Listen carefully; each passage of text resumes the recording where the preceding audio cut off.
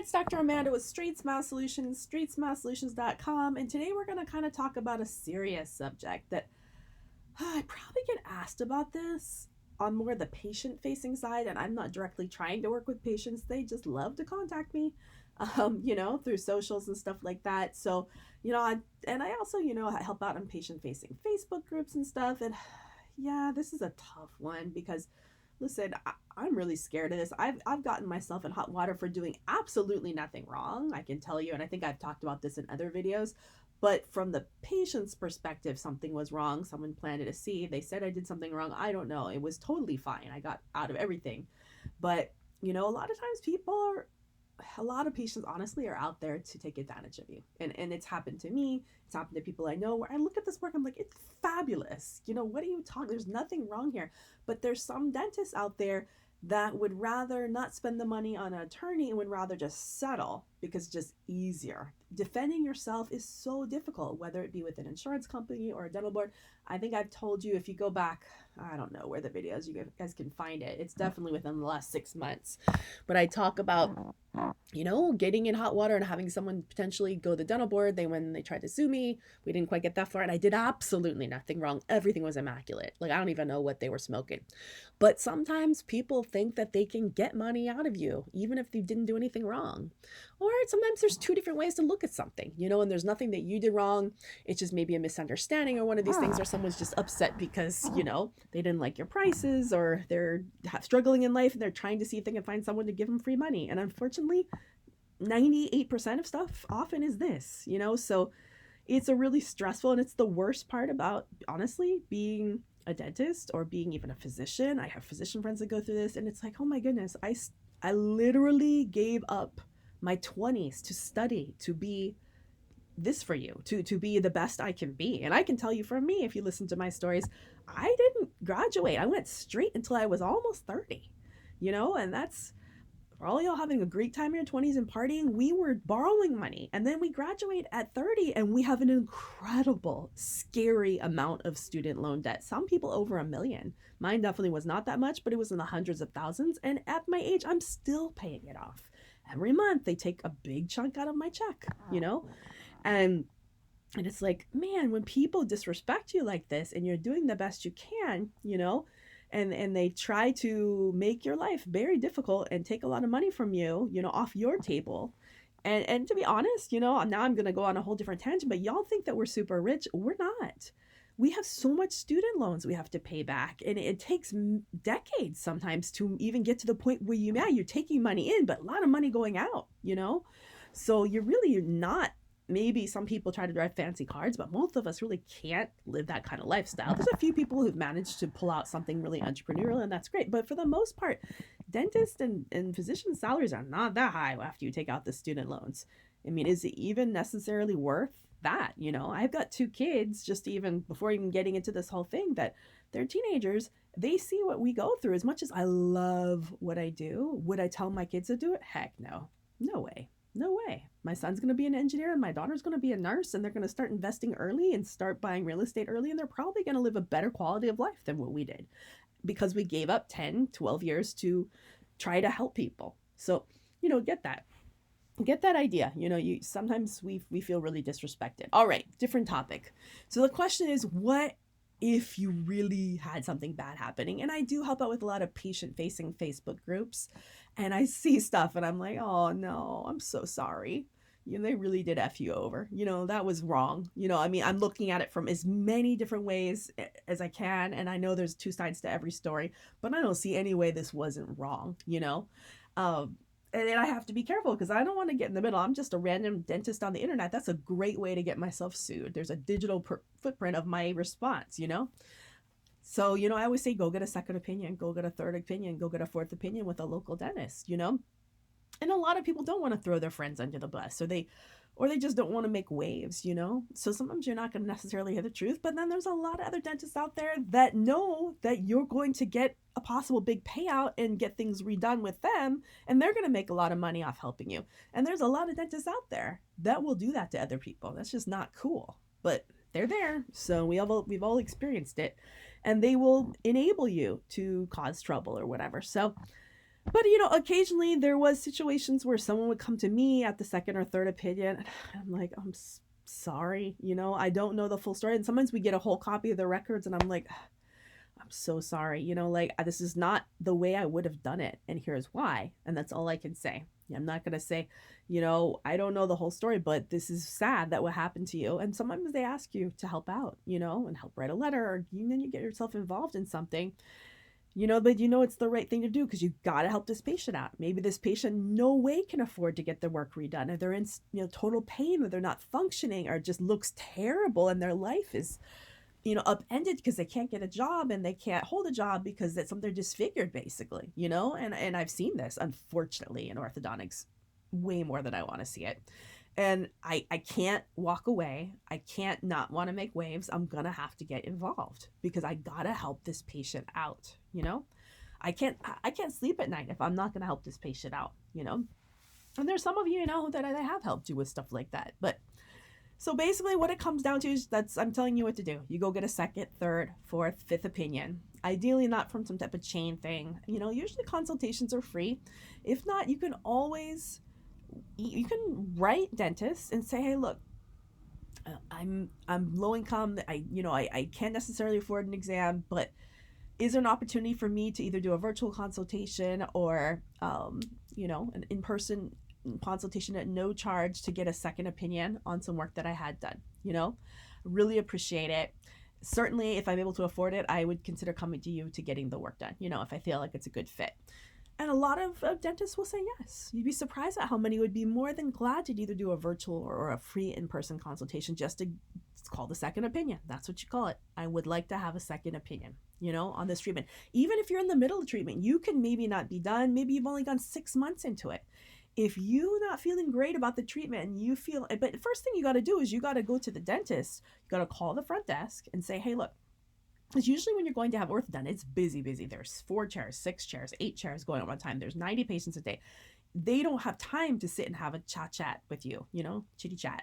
You need to call the front desk, tell them, hey, I'm concerned about my treatment, or I'm concerned about my son's treatment. I need to have some time to talk to the doctor one-on-one. We need to schedule a consultation, and so and I'm going to bring my husband in too, and we're going to talk about just what's going on and maybe make some changes in the treatment plan. That's all you say, okay? You tell the front desk that. If they tell you no, there's a problem. That's where now you write the letter and then asking the exact same thing, and you send it certified.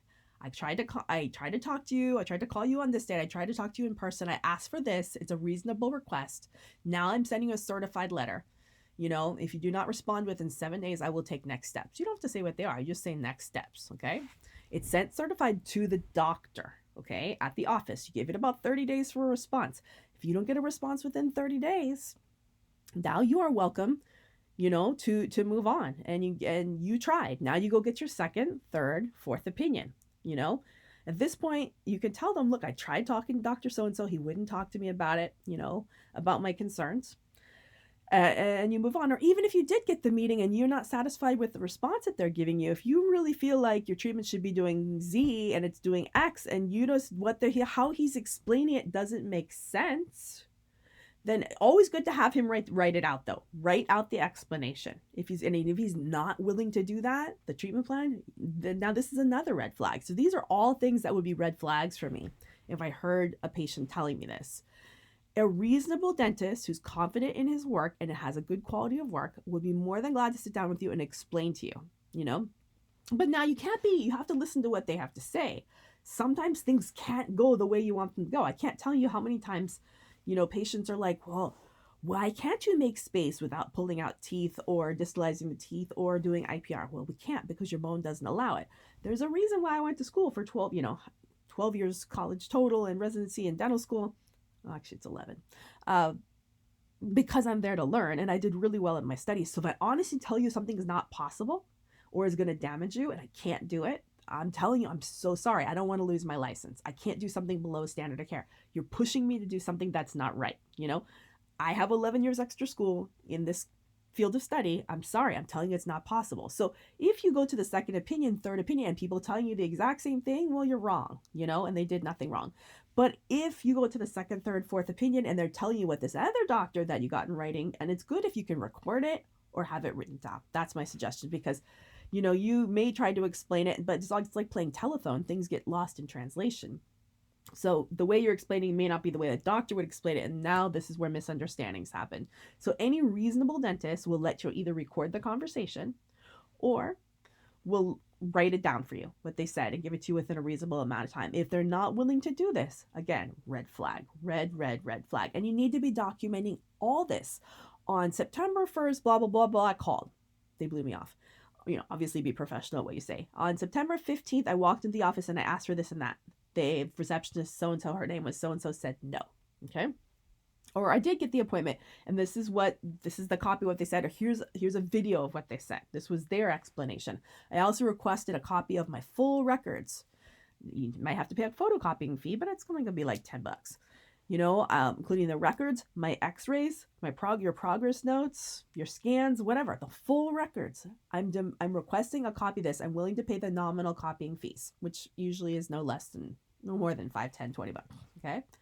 If you requested that in writing and you brought in a paper with a signature requesting that and they don't give all you that stuff, that's a problem. Okay. They're required by law to do that. So these are all the red flags. If you're getting any of these red flags, then you will get your second, third, and fourth opinion.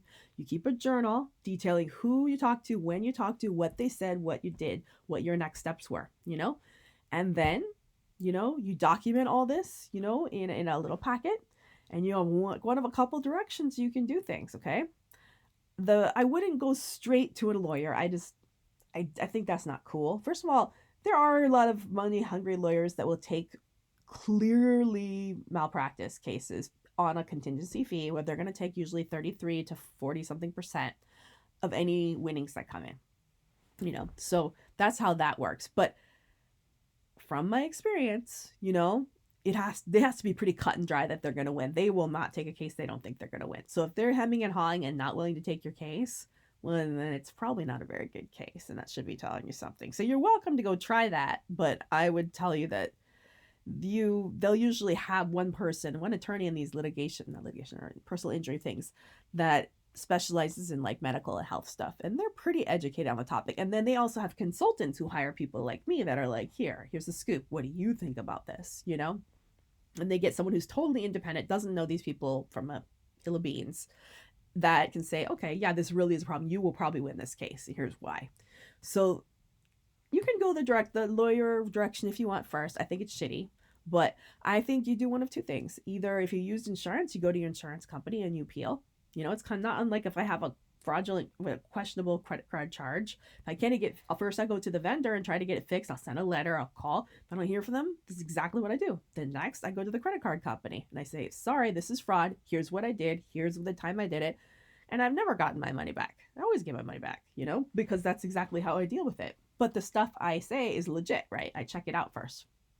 But anyways, so you either go to your insurance company, and that could take months to get a response, or you go to the dental board in that state and you just send that package, same thing, send it certified. And usually within a few months it takes a while sometimes for these to go through.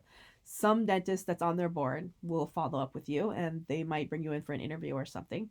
And then the dentist kind of gets in trouble, they start doing an investigation where they can sometimes lose their license. It's very stressful. If it really was something really bad, or if they'd done bad stuff before, you lose your livelihood. So, that's not good.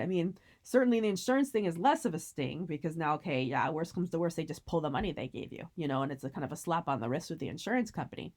But the dental board thing is way, way, way scarier. And it's happened to me before. And again, I did absolutely nothing wrong. It was one of just somebody trying to get something, and they went to try the insurance, and then they tried the dental board thing and they lost, which gives me credibility. On the flip side, if something like that happens, then the dental board goes like, they were right. They just have a bad patient population, but yeah, those are two different ways you go. And then from there, you can always go to the attorney, if you need to, but I kind of explained how that works.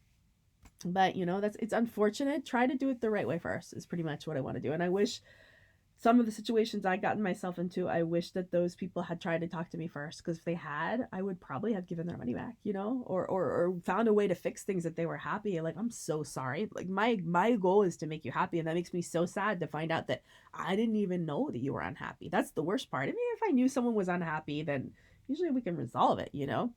But that's never been an issue. It's always the people that don't tell you they're upset, and then they just go straight, you know, straight to the end, and that really hurts someone's feelings, because you're like, gosh, I had no idea that you were unhappy with me. But anyways, all right, this was a lot longer video than I expected, but for all you patients out there who are in this situation, I'm so sorry to hear that. Hopefully this will help you.